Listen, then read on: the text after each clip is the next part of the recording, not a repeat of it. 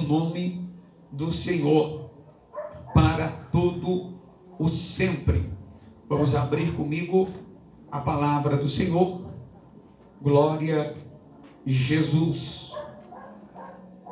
Mateus é o livro, o capítulo é o 28 e o versículo, iremos ler o versículo 1 a seguir.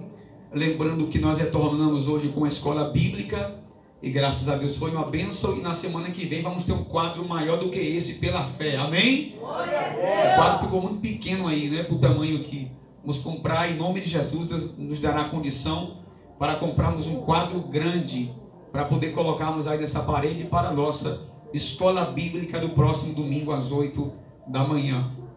Glória a Deus. Mateus capítulo 28. Louvado seja o nome do Senhor para todos sempre. Hoje é um domingo em que pela tradição se comemora o domingo. Glória a Deus. Glória a Deus. Glória a Deus. Glória a Deus. Glória. Mateus capítulo 28. Louvado seja o nome do Senhor. Versículo número. Tira a pilha. Aleluia. Glória a Deus. Mateus 28, verso de número 1 a seguir. Quantos encontraram, digo amém. Amém. Glória a Deus. Está escrito assim a palavra do Senhor. E no fim do sábado, quando já despontava o primeiro dia da semana, Maria Madalena e a outra Maria foram ver o sepulcro. E eis que houvera um grande terremoto, porque um anjo do Senhor, descendo do céu, chegou removendo a pedra e sentou-se sobre ela. E o seu aspecto era como um relâmpago, e a sua veste branca como a neve. E os guardas, com medo dele, ficaram muito assombrados e como mortos. Mas o anjo respondendo disse às mulheres: não tenhais medo, pois eu sei que buscais a Jesus que foi crucificado. Verso de número 6. Ele não está aqui. Diga glória a Deus. E o anjo disse para aquelas mulheres: ele não está aqui, porque já ressuscitou. Diga glória a Deus. O anjo disse: ele não está aqui, porque já ressuscitou. Diga glória a Deus. Como ele tinha dito: vinde e vede o lugar onde o Senhor jazia. Coloca a tua Bíblia aberta no teu assento, coloca a tua mão no teu coração. Louvado seja o nome do Senhor para todos sempre.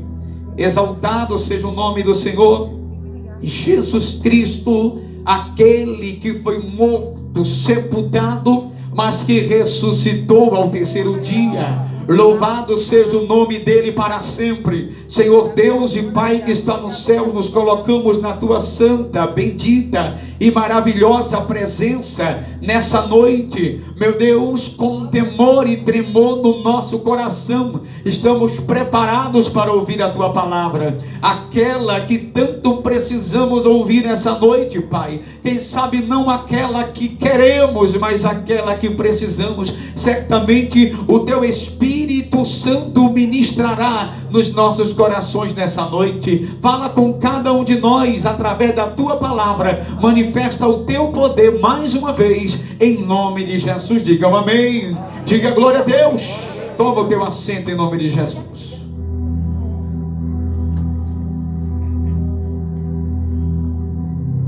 Glória a Deus para sempre. Amados, eu preguei alguns dias atrás falando sobre a Páscoa, sobre os símbolos da Páscoa, os símbolos que foram distorcidos pelo mundo, que foram enxertados, inseridos. Símbolos que foram com a única finalidade de ocultar, de escurecer, de deixar em oculto as verdades que a Bíblia nos apresenta. Falei sobre o símbolo que o mundo apresenta, o símbolo do coelho, mas Páscoa nunca foi sobre coelho, Páscoa sempre foi sobre cordeiro. Eu falei sobre o símbolo da Páscoa. Outro símbolo que o mundo apresenta é o símbolo chamado ovo da Páscoa. Só que a Páscoa nunca foi ovo, nunca houve ovo de Páscoa, nunca houve o chocolate, mas era o sangue do cordeiro. Essa foi a última pregação que preguei sobre a importância do cordeiro estar dentro de casa e sobre a importância do sangue do cordeiro nos umbrais das portas das casas, porque a casa que tem a marca do sangue, o destruidor, o anjo da morte, ele não poderia adentrar naquelas casas, porque Deus passava na frente. Deus, ele ia na frente e não permitia com que aquele anjo destruidor ele adentrasse nos lares para destruir. Quem estava aqui lembra dessa pregação, mas não quero repeti-la nessa noite. Não quero pregar novamente sobre isso, mas eu quero pregar sobre não a sexta-feira da Páscoa, mas eu quero pregar sobre o domingo da Páscoa. Porque na sexta-feira que eu preguei no último culto, aquela sexta-feira foi a sexta-feira em que o cordeiro foi morto. A sexta-feira que a tradição ela apresenta como a sexta-feira da paixão de Cristo, foi aquela sexta-feira que Jesus carregou a cruz. A sexta-feira foi a sexta-feira da coroa de espinhos na cabeça. A sexta-feira é a sexta-feira em que Jesus recebeu aquela quarentena de açoites, em que as suas costas foi dilacerada por aqueles chicotes que o surravam. A sexta-feira foi o dia que ele recebeu um cuspe no rosto, que ele foi esbofeteado, que ele foi ferido pela cana dos soldados romanos. A sexta-feira foi o dia que rasgaram as vestes dele, que humilharam ele, que escarneceram ele. A sexta-feira foi o dia do vitupério, da vergonha de Cristo.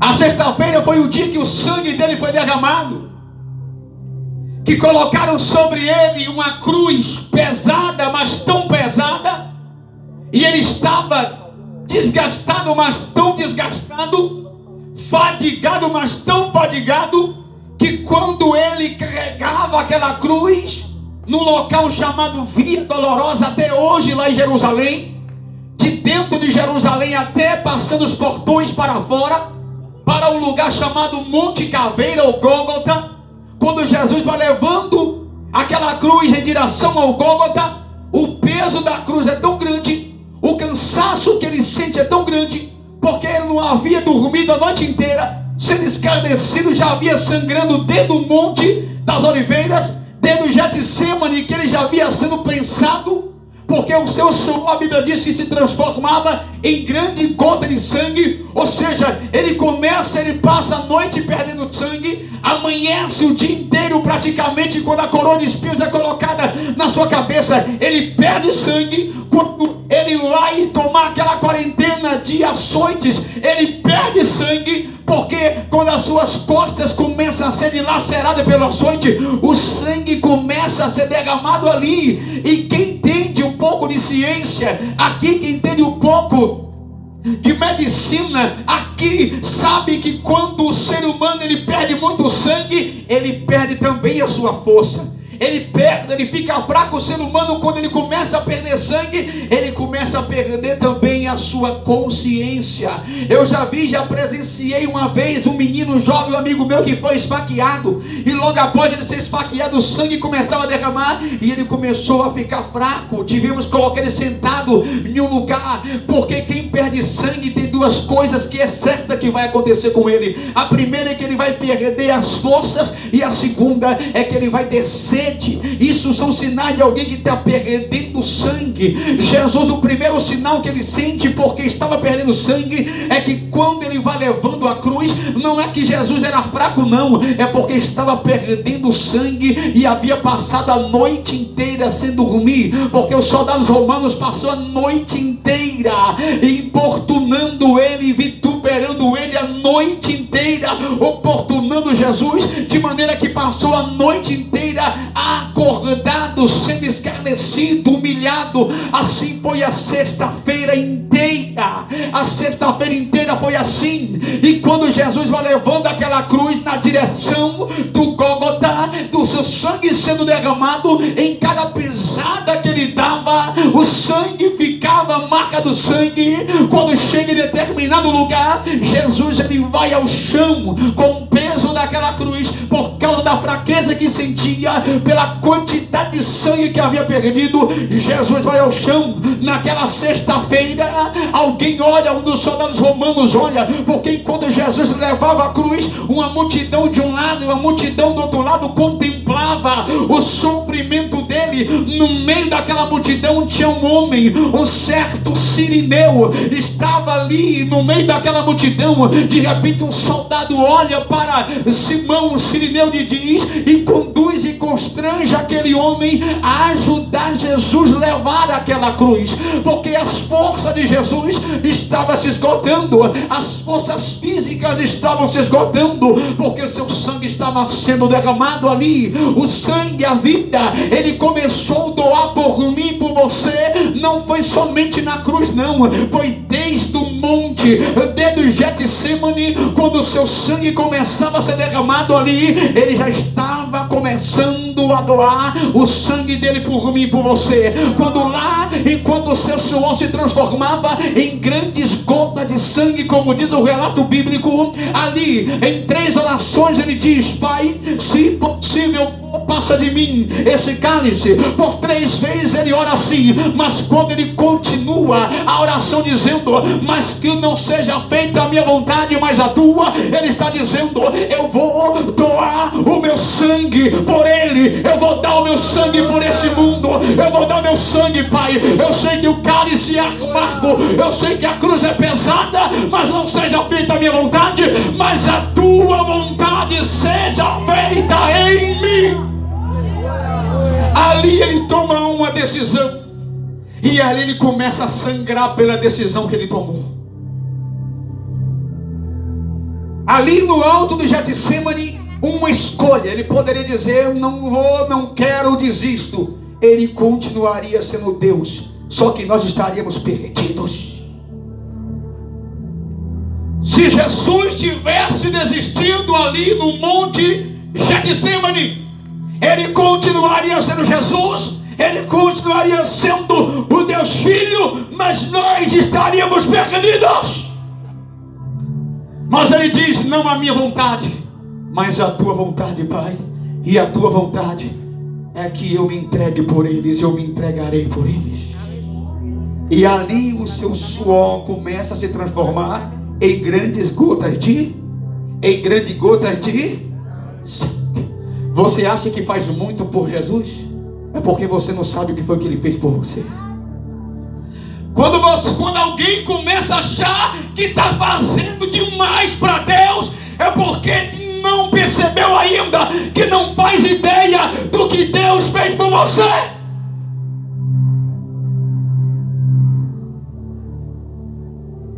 Deus deu o seu melhor. Eu vi um pregador dizendo, você é o melhor de Deus. Mentira. O melhor de Deus é Cristo. Eu vi um pregador dizendo, vocês são os melhores, você é o melhor. Não, nós não somos melhores de Deus. O melhor de Deus, Deus deu. Ele deu a pecadores como nós. O melhor de Deus é Cristo. Nós somos criatura das mãos dele. Somos coroa da criação. Mas ele não disse que somos bons. Ele disse que somos maus. Deus disse que olhou do céu para a terra e não encontrou nenhum que fizesse o bem. Nenhum. Por isso o melhor de Deus não sou eu. O melhor de Deus é o Cristo que habita em mim. É o que habita em nós. Mas escuta isso, porque Jesus tomou uma decisão ali. E durante a sexta-feira inteira ele sangra por causa da decisão que ele tomou. Ele vai sangrando. Simão Cirineu começa a carregar a cruz com ele. Aquele Cirineu começa a levar a cruz pesada. E eles chegam até o Gólgota. Lá naquela sexta-feira no Gólgota, o sangue continua sendo derramado. Por quê? Porque agora era a hora dos cravos nas mãos. E cada martelada daquela marreta, naquele cravo, na direção das mãos do Cristo, e eram as feridas sendo abertas por você, e era mais sangue sendo derramado por você. Imagino a dor que Cristo sentia quando aqueles cravos dilaceravam as suas mãos. Só que depois dos cravos nas mãos ainda tinha os pés. Daqui a pouco o soldado romano mira aquele prego enorme na direção dos pés, e eles começam a martelar, pá, sem dó nem piedade. Eles começam a martelar aqueles pregos nos pés de Cristo, e ali os seus pés começam a ser dilacerados por aqueles pregos, com a violência da batida daquela marreta e com a ferocidade do corte daqueles pregos. A ferida começa a ser aberta e o sangue começa a ser derramado ainda mais ali. Só que ainda tinha mais dor para aquela sexta-feira. Ainda tinha mais dor reservada para ele naquela sexta. Porque a dor dos pregos entrando na mão, a dor dos cravos sendo cravados nos pés, não era tão insuportável como a dor de quando a cruz seria erguida e o peso do seu corpo estaria sobre suas mãos e sobre seus pés. O peso do corpo agora estava naquele cravo, da mão esquerda, da mão direita, sobre os seus pés. E ali Jesus fica durante horas e horas sentindo dor. Só que tinha mais sofrimento para ele ainda, porque embaixo da cruz as pessoas estavam dizendo: desce daí, tu não disse que és o Cristo, tu não disse que era o Filho de Deus, não disse que iria derrubar o templo em 3 dias, ele iria se erguer, então desce daí, se salva. Você não disse que se ia salvar tantos, então salva a ti mesmo. E começaram a escarnecer dele. Ele começou a ouvir blasfêmias. Ele começou a perceber que muitos daqueles que seguiram ele não estavam ali no momento de dor que ele estava passando. Porque dos discípulos, dos 12, que a Bíblia diz que tinha, só encontramos João aos pés da cruz. Os outros desapareceram, fugiram, se esconderam. Mas ainda tinha mais sofrimento para aquela sexta-feira, porque quem sangra sente primeiro, as forças vão embora, perde a força, e sente o quê? Sente sede. E quando Jesus sente sede, quando eles percebem que Jesus está com sede, pede água, o que os soldados romanos fazem? Em vez de dar água para o mestre, eles pegam esponja, encharcam ela com vinagre e colocam na boca do mestre.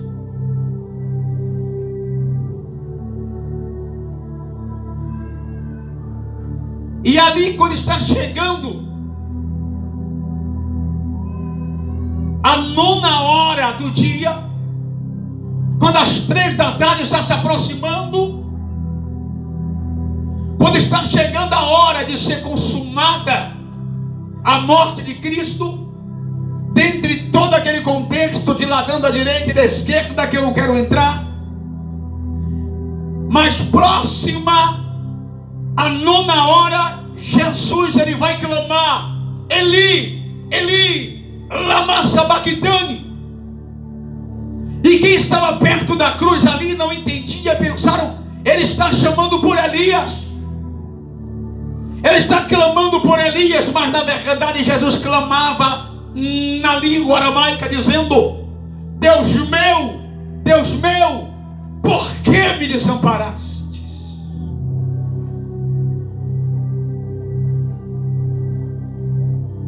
A maior dor que Cristo sentiu naquela cruz não foi os cravos entrando nas mãos.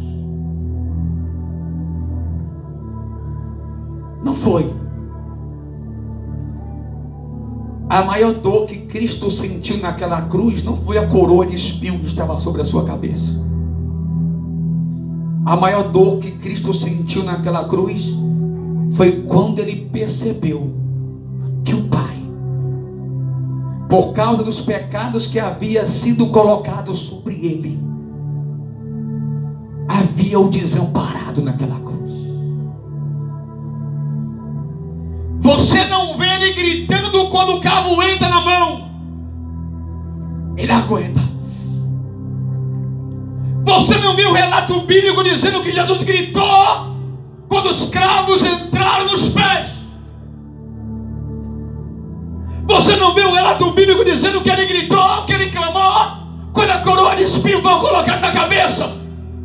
Mas você vê ele gritando: Eli, Eli, lama sabachthani. Você vê ele gritando, ele clamando em uma voz tão alta que quem estava ao redor via. Ele gritava: Eli, Eli, lama sabachthani. Ele gritava de dor: Deus meu, por que me desamparaste?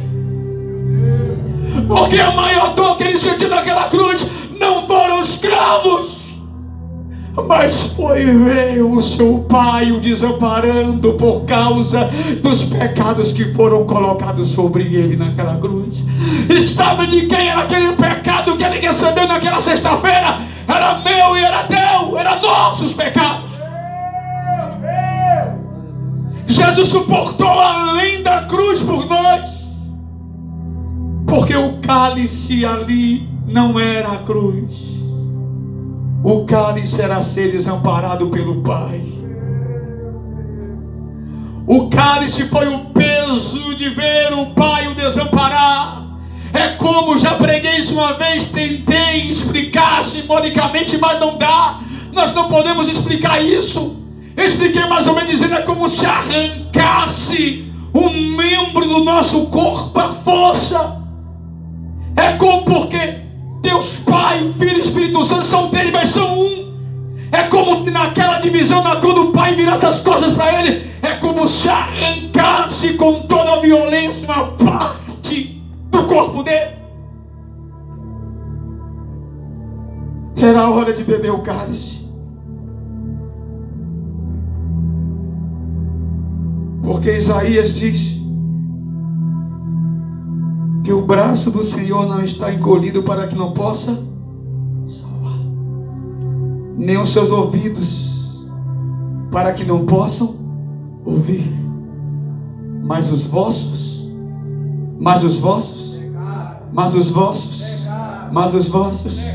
fazem separar entre quem e quem, para que ele não vos. Quando Jesus recebe ali O momento que ele clama, que ele grita, Eli, Eli, lama sabachthani, é exatamente o momento que os nossos pecados são colocados sobre ele. Quando os nossos pecados são colocados sobre ele, uma separação entre o Deus Pai e o Deus Filho. Porque os nossos pecados fazem separar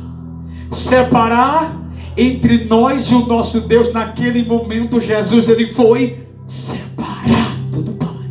Ele foi cortado, ele foi arrancado por causa dos nossos pecados.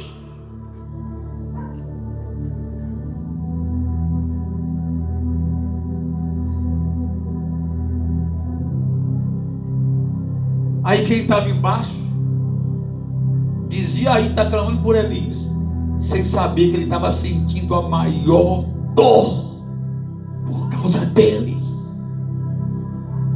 Jesus se volta para eles e diz, Pai,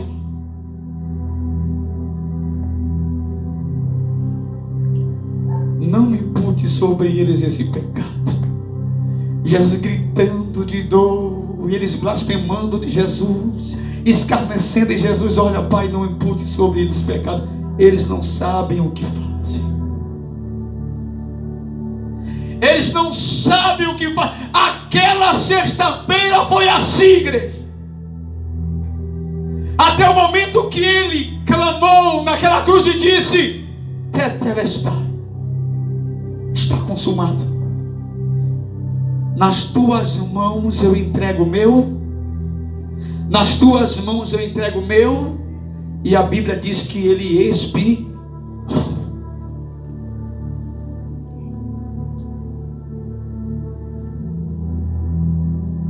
3 da tarde é o horário. Está chegando a hora de tirar os corpos da cruz. 2 ainda estão vivos.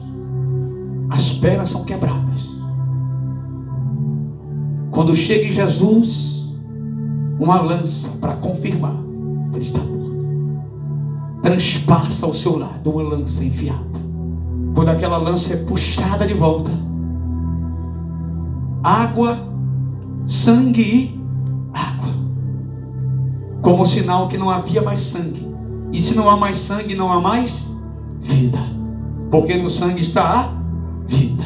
E Jesus doou a sua vida para que pudéssemos viver. Quando aquela lança é retirada, a morte é confirmada, ele está morto. Está anoitecendo, o sabá vai começar. O sábado judaico começa às 18 horas. É momento de tirar os corpos da cruz, enterrar, sepultar ou jogar em qualquer canto. Aí um certo homem chamado José, que morava em um local chamado Arimateia, esse homem vem para cumprir a palavra que diz que ele foi morto como pobre, mas seria sepultado como rico. Para se cumprir a palavra que o profeta Isaías havia profetizado no capítulo 53, José de Arimateia percebe que Jesus está morto. Ele, por ser um homem rico e influente, ele vai até o rei Herodes e pede, me dá o corpo desse homem. Ele pega o corpo de Jesus, enrola o corpo de Jesus. Tudo isso na sexta-feira, igreja, viu? Tudo na sexta. Ele enrola o corpo de Jesus em um linho fino, em tecidos finos. Pega aquele corpo de Jesus, leva para um túmulo, para um sepulcro novo, onde ninguém ainda havia sido sepultado. Um sepulcro que era um jardim. O corpo de Jesus é levado para aquele sepulcro, colocado naquele sepulcro do lado direito, conforme o relato bíblico. O corpo de Jesus é colocado dentro do sepulcro. Uma grande pedra é rolada para a frente do sepulcro. E os judeus lembram vai até o rei Herodes e diz: rei Herodes, lembra que esse Jesus aí, esse mentiroso, ele disse, ensinou aos seus discípulos que no terceiro dia ele ia ressuscitar. Então vai que os discípulos vão até o túmulo, roubam o corpo dele e ensinam que ele ressuscitou. Aí o erro vai ser pior, o segundo erro vai ser pior do que o primeiro. Então manda guardas guardar o túmulo, para não acontecer dos discípulos dele roubarem o corpo e dizer que ele ressuscitou. E assim o rei Herodes ordena isso, Mateus capítulo 28. O rei Herodes ordena guardas para guardar o sepulcro. Não deixa ninguém entrar e não deixa ninguém sair. Ninguém entra e ninguém sai. Não deixa os discípulos se aproximarem daqui. Agora os discípulos estão guardando, os guardas, o corpo de Jesus é colocado dentro do sepulcro. A grande pedra, a pedra era muito grande, a pedra é rolada, colocada na frente do sepulcro. Ninguém podia entrar e ninguém podia sair. Não havia onde, porque a pedra estava na frente. Não havia como rolar, não era qualquer um conseguia rolar aquela pedra. A sexta-feira está finalizando. O corpo de Jesus está onde, igreja? Dentro do sepulcro. Ele havia expirado, Jesus morreu na cruz. O corpo dele envolto em lençóis finos são colocados dentro daquele sepulcro. São colocados, pendurados dentro daquele sepulcro. E dentro daquele sepulcro, os discípulos, a única informação que tem de Jesus é que ele morreu. Acabou. Todos vão para suas casas, para os seus lares. E o corpo dentro do sepulcro. E do lado do sepulcro, o que tinha? Os guardas guardando. Aqui ninguém entra. Aqui ninguém toca. O sábado vem. Jesus ainda está dentro do sepulcro. O sábado veio, os discípulos em casa, tristes. Acabou. Acabou. O sábado pela manhã passa, nada. Acabou. Acabou. Sábado à tarde vem. Acabou. Acabou a nossa esperança. Nossa esperança está morta. Sábado à noite chega. Nossa esperança está morta. Não há esperança mais. Meia-noite de sábado. Meia-noite de sábado e ainda parecia que a esperança estava morta.